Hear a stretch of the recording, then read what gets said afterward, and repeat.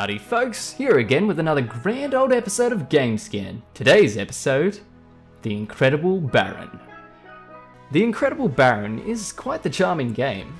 It's a wave-based siege game that's colourful, fun, and clearly has a deep amount of thought put into it, be it the combat system or the creature design. But will this game actually hold your interest with its swashbuckling narrative, or will its easy nature turn you off and send you into the depths of Davy Jones' Steam library? Well, explorers, let's find out.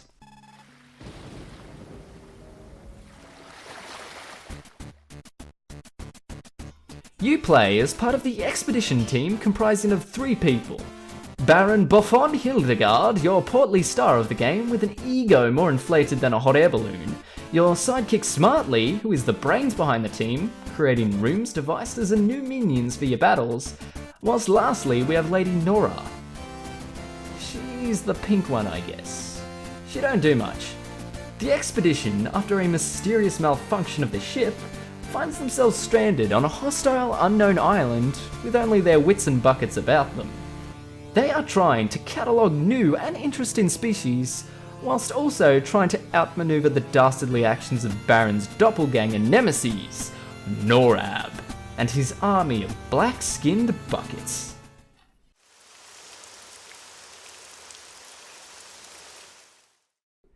This game looks as if it was plucked straight out of the days of Super Nintendo. It's got a semi-shaded pixel art aesthetic that games like Stardew Valley and Shovel Knight attempt. The colour palette for this game bursts with a vibrant dance of bright colours for your beaches, caves, coves, climates, and other aesthetic environments. It all swells up with a conventional but whimsical display that is detailed but fits to its style.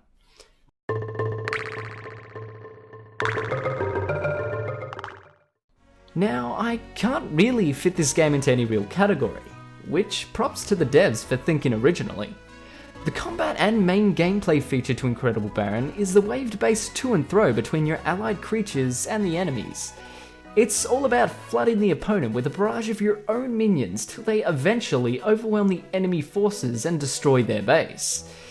In that respect, I'd basically say it's whoever side can perform a Zerg rush the quickest in terms of who will win.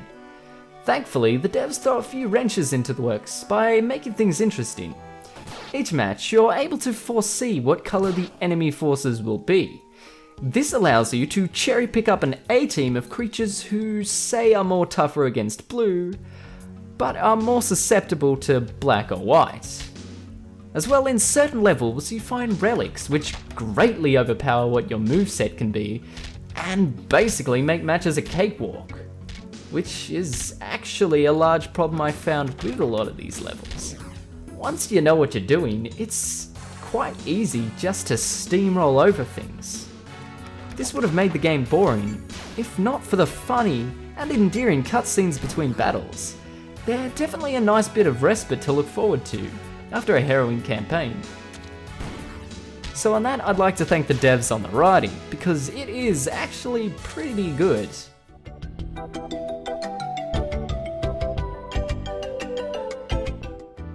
Levels more or less take place segmentally, as in you move from battle to battle, changing the environment and enemies as you push ever onwards.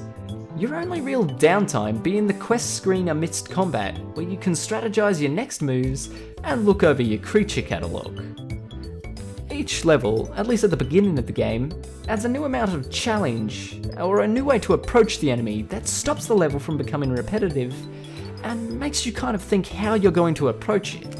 It's very interesting, but like I said, it's more or so in the early stages rather than the late stages.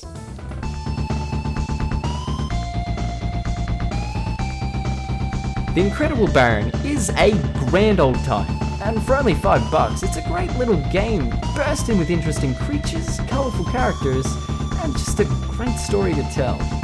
There's not much really in the way of negatives for me to say. I guess, as mentioned earlier, it's a little on the easier side, but I would definitely tell you that the positives outweigh the negatives 10 to 1. Currently, The Incredible Baron is $4.99 US on Steam, with user reviews placing the game at positive.